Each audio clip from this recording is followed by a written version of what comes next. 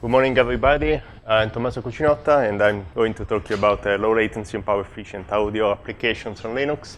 I'm from the real-time systems laboratory of Scuola Superiore Sant'Anna in Pisa, and I've not been always in academia, so I've been 4 years.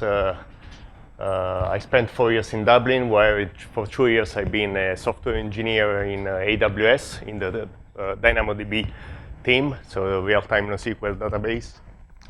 And for another couple of years, I've been in Bell Labs doing research on cloud computing, cloud infrastructures with the focus of real-time and performance and security for IMS and NFV use cases.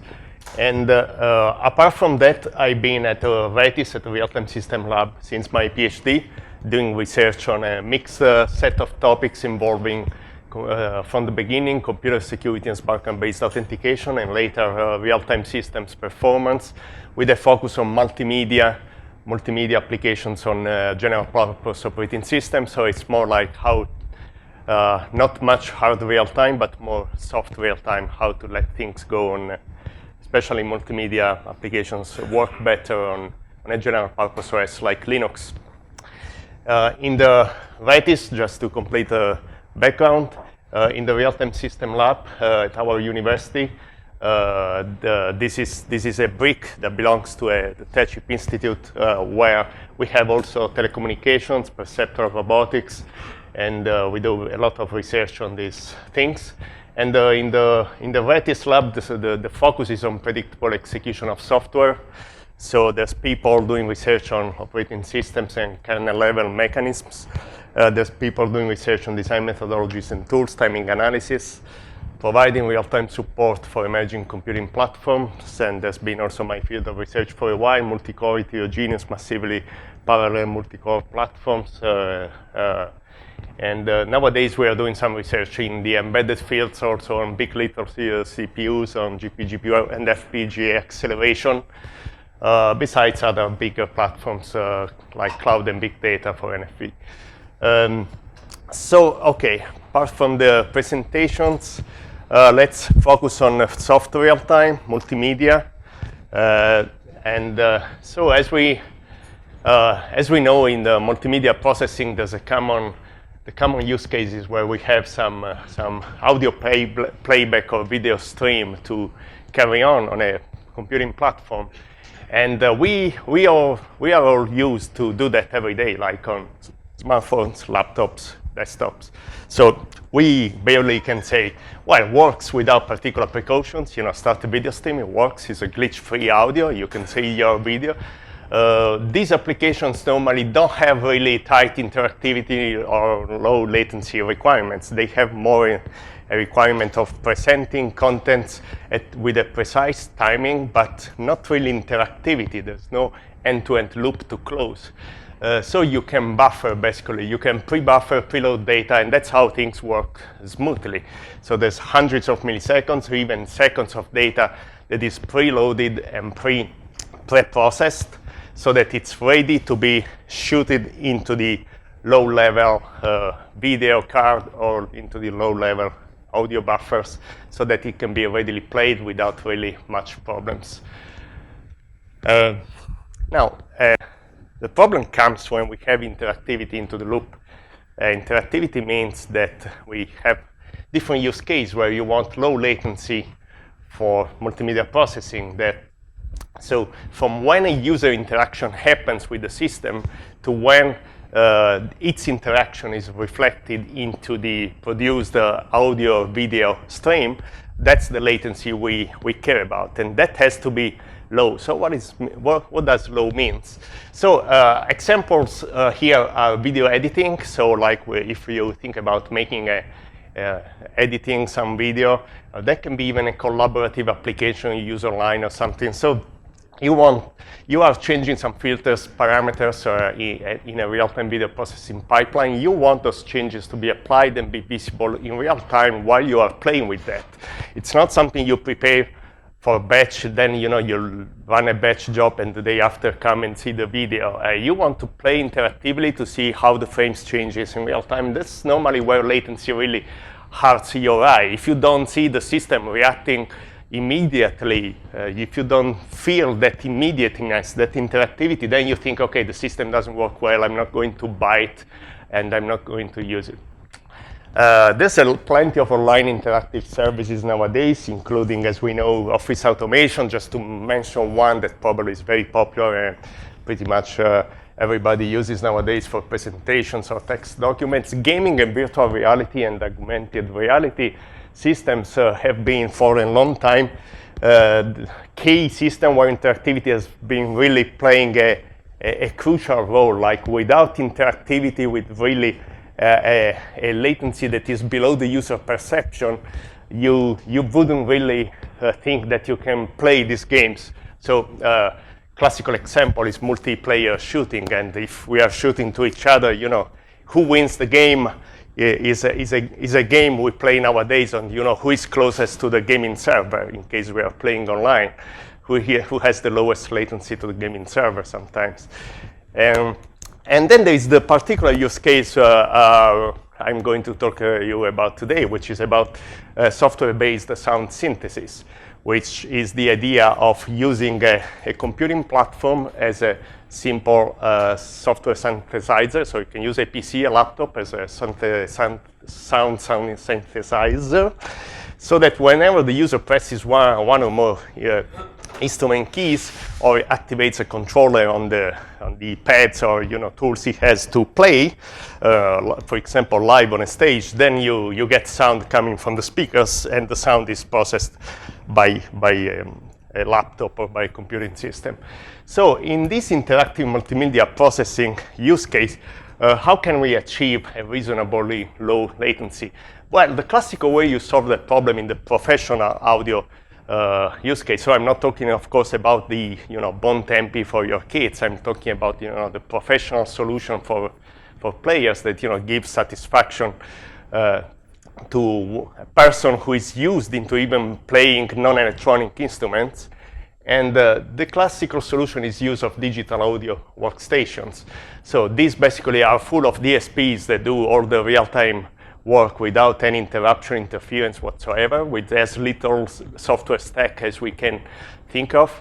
And on top of that, we put just a general purpose OS like Linux, where you get the software just taking care of configuring the pipeline parameters, and that's it. So the operating system doesn't really do much. All the real-time stuff that is critical for low latency is done by the DSP. Normally, these are solutions that work well, but they're also expensive. So that's why I want to look for software-based solutions. And we can make also software-based solutions work to a certain extent by applying the one system, one function paradigm. So I take a laptop, I use it only for behaving as a synthesizer. Then I don't have much of problems in that case, because I'm dedicating the whole device to a single application. And I can say nothing else with real-time requirements, or at least I have to do very little tuning to let my system, my dedicated device, just prioritize sufficiently my important workload as compared to other stuff that runs anyway on a general purpose platform. Talking about priorities, we can easily come across over the internet a number of guidelines for setting up low latency skip-free audio processing on Linux, for example. That's typical set of guidelines you find around the Jack Audio project. Any of you knows about the Jack Audio project? Oh, quite a number of people. Excellent. So probably you may already know this kind of suggestion. So you can easily find out how to set up real-time priorities for your Jack Audio application. So create a real-time group and give it RT3 or 99 just to be sure that you boot break anything on the system. Or anyway, we say that our only important application is our audio processing pipeline. Also, be sure to enable memory locking to allow the application be able to lock memory which is something that normally you have to be a privileged application to do. And then you add the user you want, like the audio user, so users from this group to the so you add yourself into this group of users who have these particular privileges. Then you can find a number of other precautions. So there's a bunch of people telling you this is very confused if you search online. People saying you install a real-time kernel, you install a low-latency kernel. Nobody knows what it actually is. A few guidelines are very precise, though, and they, for example, tell you exactly to install preentRT, a preentRT kernel, which makes a lot of sense for having a low-latency experience in general, including audio processing. Some other guidelines, will try to let install some low-latency variant of the kernel that is available at a major distribution. That can also mitigate somewhat latency problems, albeit it may not be as good as preentRT. So, if we do this, we problem solved and we are done, we have a low-latency platform. Well, what about energy? So there's plenty of energy-saving features in current hardware. It's like we can't avoid that. There's dynamic voltage and frequency scaling. There's a performance p-stays nowadays. Intel processors, for example, or operating performance points, as they're called in a more generic terminology that is widely adopted, for example, by ARM. Core idle states, the C states, which are also known as deep idle states. And turbo boosting is okay. It's not an energy-saving feature. It's more like it's related also to energy, as it's an opportunistic spike up of the CPU frequency when and if possible. So that's related to the thermal dissipation of the CPU as well as the current absorption. So it's something that has to do also to energy as well. Now, these are all very useful features that you can find in mobile battery-operated devices like laptops, tablets, smartphones, desktops, PCs, and servers. But these are all bad for performance stability and predictability. So why are they bad? DVFS, of course, allows you to run CPUs at different frequencies over time, so that creates an unstable performance and a stable processing speed of the device. So it's not easy to control things under these conditions, as you want to get somewhere in a given time, but your car randomly, almost randomly, accelerates or decelerates. It's not clear, but your important thing is that you must get to your destination on time. But if your car speeds up and down randomly, it's very difficult. The P states are giving us even less control on what is actually doable at the operating system and software level, because the frequency control logic is actually nested deep down in the hardware into their proprietary differentiation points that make a processor better or worse than another.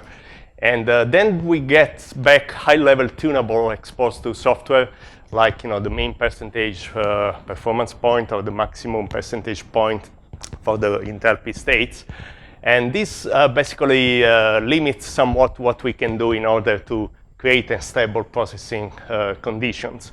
The C states finally are related to the idle status of the processor, and the problem here is that the time to enter and exit idle states is variable, depending on what idle state we're considering.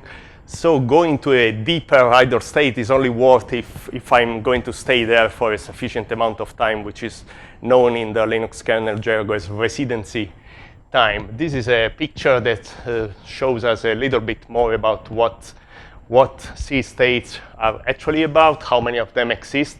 So it's not like the processor goes idle. Like the processor can go idle in this example in 1 out of 1, 2, 3, 4, 5, 6, 7, 8 different ways. And these 8 different ways of going idle are associated with the switching off a call clock, the PLL, level 1 or 2 caches, 3 if there's one, wake up. And this has an impact on the wake up time. For example, having a wake-up latency ranging from instantaneous, for no latency at all, to that should be microseconds over there, latency to wake up. And on the rightmost column, you can see an example residency time. At least these are the tables that come out from the Linux kernel on my laptop. And so that's the amount of times considered into the kernel to be worth going to one of these deep idle states if we want to switch there. So how can users make the computing platform more stable and predictable? Because nowadays, I mean, energy efficiency is a big thing to save the planet and to be good for the planet, for the energy consumption. We all want to do that. At the same time, we all want to do to have our low latency multimedia processing system that works very well, has no audio glitches. Otherwise, we cannot have any professional use of these systems, but even hobbyistic use. So what do? We turn off turbo boosting, which is yet another thing that we don't want to waste time on that. Disable the BFS, for example, enabling the performance governor or the user space governor if when available, fixed performance percentage with a p-state driver, inhibit deep idle states, and that, for example, can be done on Linux by some fancy echo into the proper things and proper file system entries, and you can disable some idle states. So basically, you can get rid of all these energy efficiency features, and you can also do that equivalently well, probably with just yes dev null. Just repeat for as many processors you have on the system. Normally works quite well for achieving the same purpose. And what we are doing is that this thing we are doing is really killing the planet. And often when we want to use, we want to go live on a stage for 30 minutes for playing. I'm not a player, by the way, but in the professional world, you don't care about, saving the planet 30 minutes is okay. I mean, if the platform works for producing professional audio, we can do that. The problem is that for example, I'm draining the battery of a mobile device. That is the real problem. So anyway, if we could ideally keep energy saving on one hand and keeping a stable performance on the other, it would be ideal. That's after all what we are used to do research about also in our research lab. So this is an example of why audio skip, just an example of what's going on.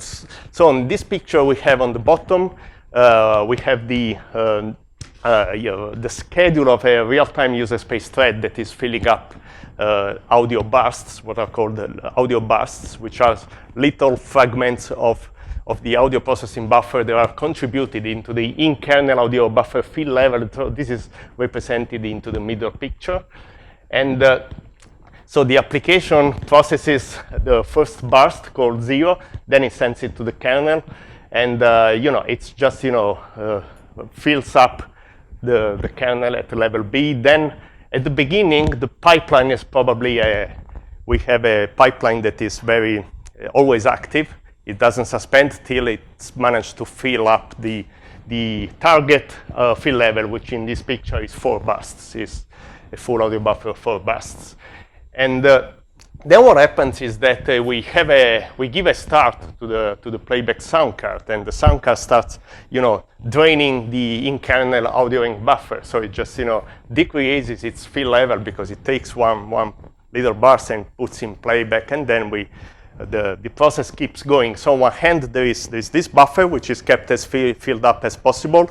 On one hand, the sound card drains the buffer by putting its level down. On the other hand, the application is woken up and it's filling up back the level as the playback is going. Now, if we manage to keep this level up all the time, basically we have a periodic application on the ground that activates periodically, and which has an ideal schedule that is something as what we are seeing here for the burst 4, 7, 8, 9, something that every period activates. But whenever you get activated, you can get some scheduling latency because we are not alone on the system, on the processing system. So if we get sufficiently delayed, like burst 4, then maybe we get delayed, we fail to provide our burst within the next period. But it's not a big problem because we do have other we do have other bursts already buffered into the kernel audio ring buffer. So that's a trick that avoids us having an audio glitch. Now, if you're working with something like pulse audio, this is going on a much wider scale. It's like you have a half a second of buffered audio, maybe a little bit less, but if your system starts having some interfering workload, it goes dynamically, and it really can get like half a second, even more of pre-buffered audio, and it's really not very interactive. So you have a huge pile of buffer that is, emptied a lot, but it's, it's big, so you're never going to hit the moment of an audio skip where there's no data in the buffer. With jack audio, normally you want this whole buffer to be something in the range of 1,024 samples, so even less. It can be 512 samples, and get in the end with a 44 kilohertz, 44.1 or 48 kilohertz, you can get something in the range of 5 milliseconds is considered the critical audio latency that should be respected. So it can be 5, somebody says below 10, but in the end you don't have only the latency we can control here. There's other latency added by the hardware for doing the digital to analog and vice versa stuff. So it's audio latency is composed also of other elements. So what is the problem? The problem, especially into this latency, what is how hard is controlling the latency at which we can produce each audio burst as output? That is related to the software architecture. So that little thing in this picture, the application, is basically this huge software stack that is running all the times for producing, the next audio to be heard of. And this is an example of the Android audio architecture, just an exemplification. So on this side, we can write application in a couple of ways.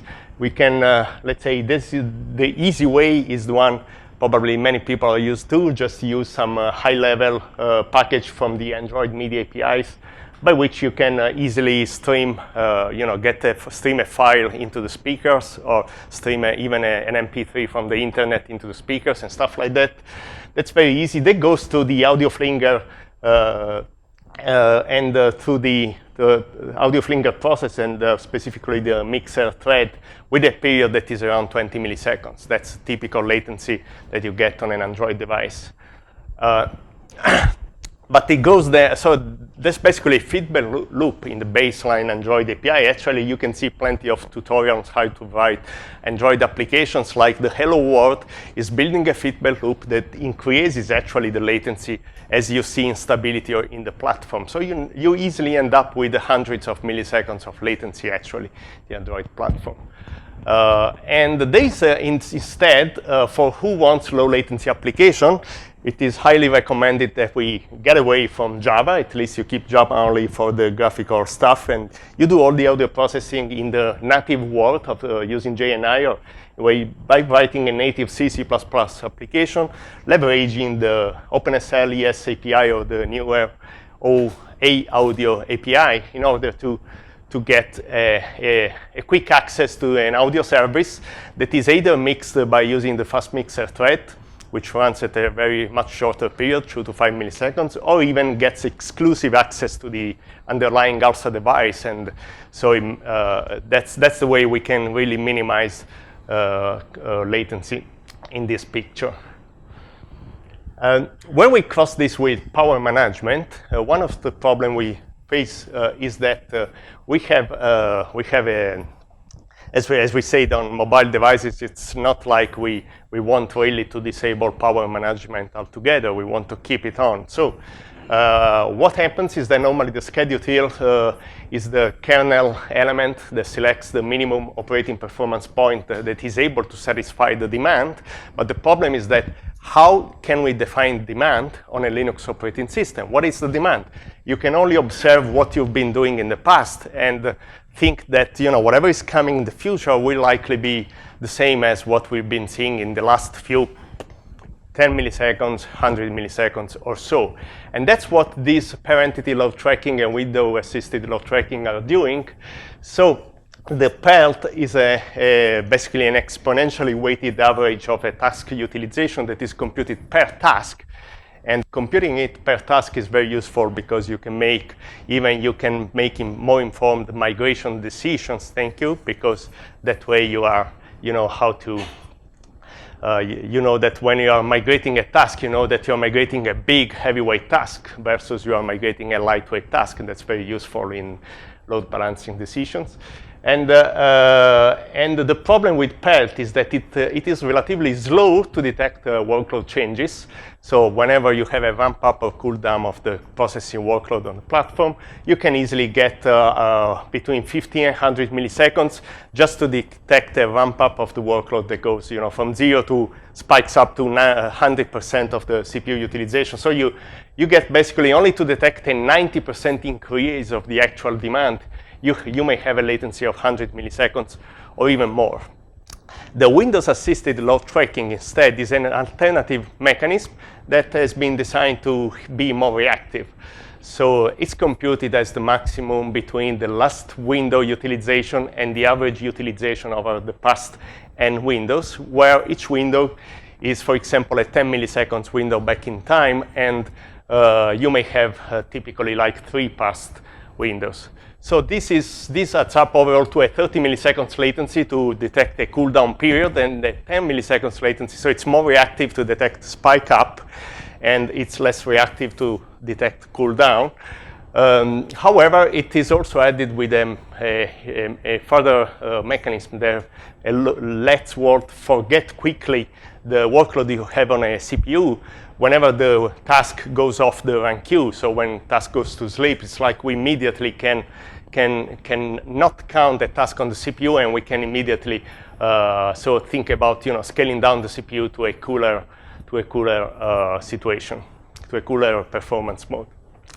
So WART is more reactive than PERT, but still, as I mentioned, this 10 milliseconds or 30 milliseconds, that's not enough for very dynamic workloads with our low latency scenario, which, just to remind you, it's tuned around having something that works well with 5 milliseconds, absolutely below 10, but it can be 5 milliseconds or even 2.5 milliseconds of periods.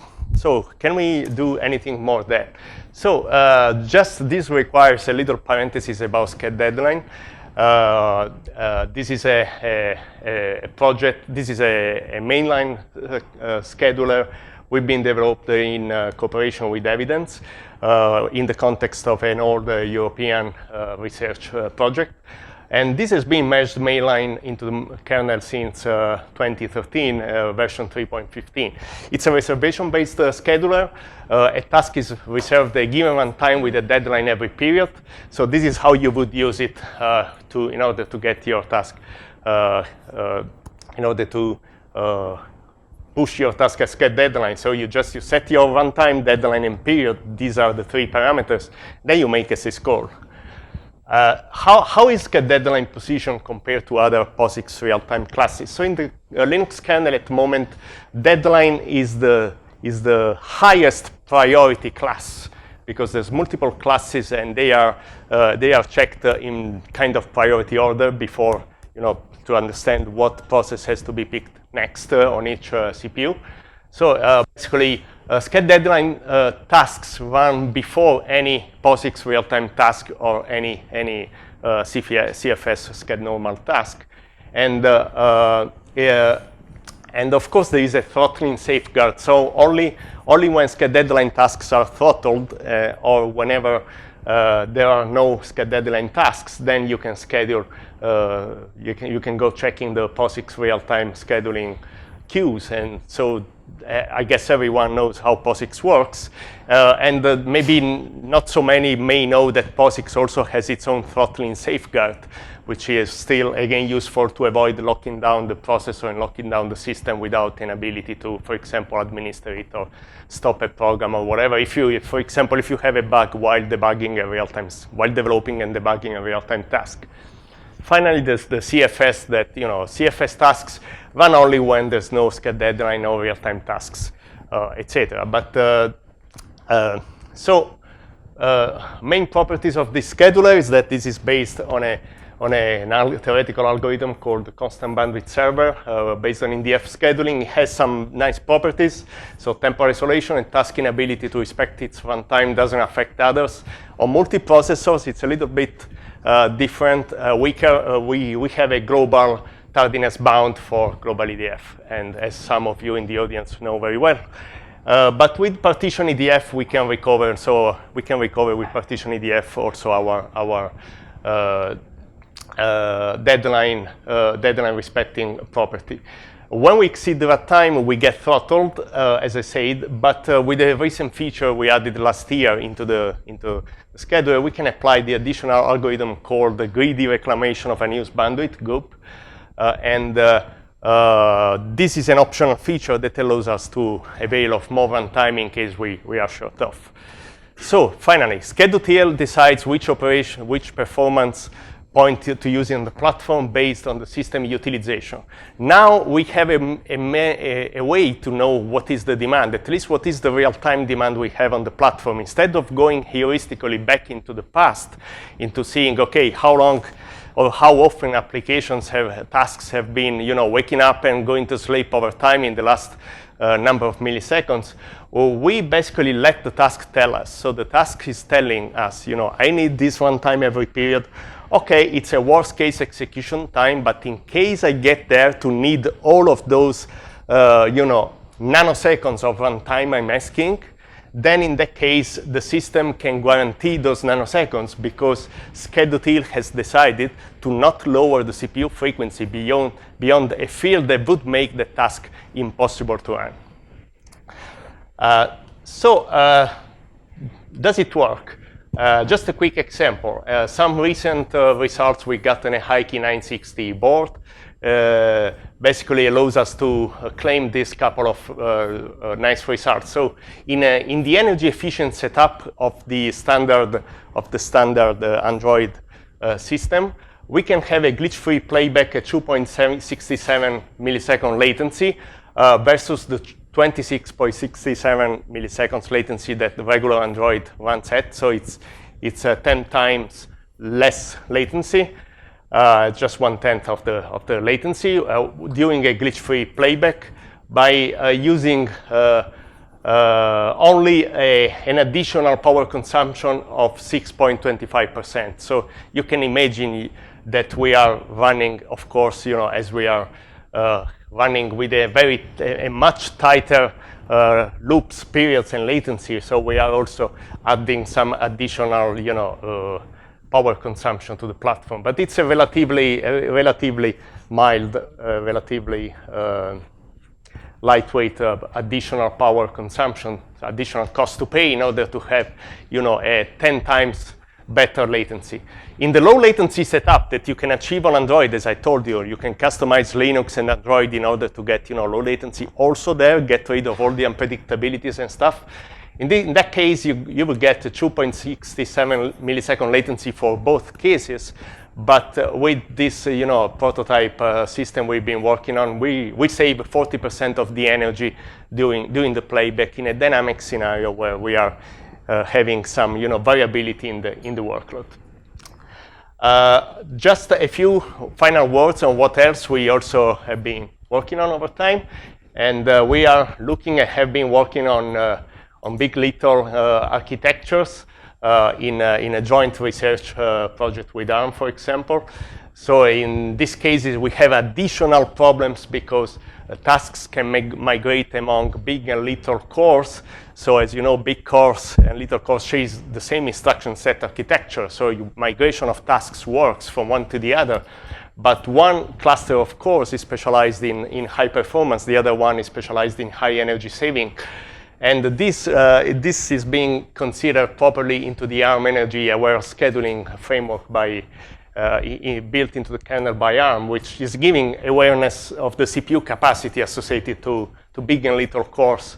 So this allows to give kernel clues as to what capacity is there for big cores and little cores on the platform. And also whenever we scale CPU frequency to know exactly where are we landing in terms of computational capacity. This allows the CFS scheduler in the EAS framework to make more informed decisions. We, as a real-time system lab, we are currently still working, and even with others also, like Yuri and others, we are working into getting this even more effective for sched deadline. So, for example, we've been recently working on these core enhancements for accounting for the CPU capacity in sched deadline.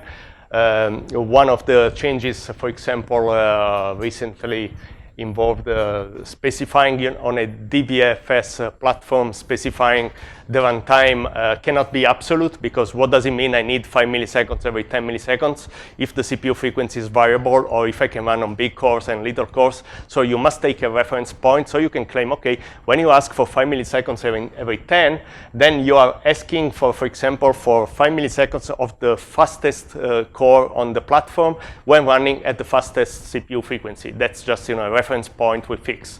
Then whenever we are scaling down the CPU frequency, or we are running on a different core, we can use the EAS framework to adapt dynamically the capacity, to compute automatically what is the capacity we're going to use it. And so that way we can dynamically adapt the actual runtime we can use in sched deadline in the scheduler to run the task. And actually, this is a little bit work in progress. So this is something that, it should be ideally like this, like I described. It's not that easy to get there. This is a bunch of related publications. In case you like to read academic papers, at least you may get a nice reading of what I've been talking about in a few minutes here. And thanks for listening. If you have any questions.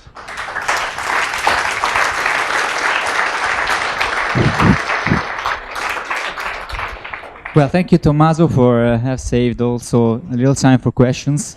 So, anybody have one? It's time for real-time questions. Yeah. Yes. Yeah, that's one.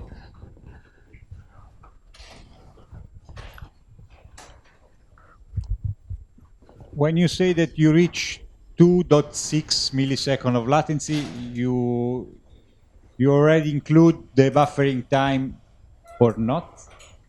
Yes, that's the, well, actually, in that experiment, the 2.67 milliseconds is referring to the period of application, so we have the period with which. So we, yeah, probably I should get back to the paper to double check what was the overall buffer size. But yeah, there was the period actually, okay. As far as I can remember. Thank you very much. Welcome. Okay, other questions?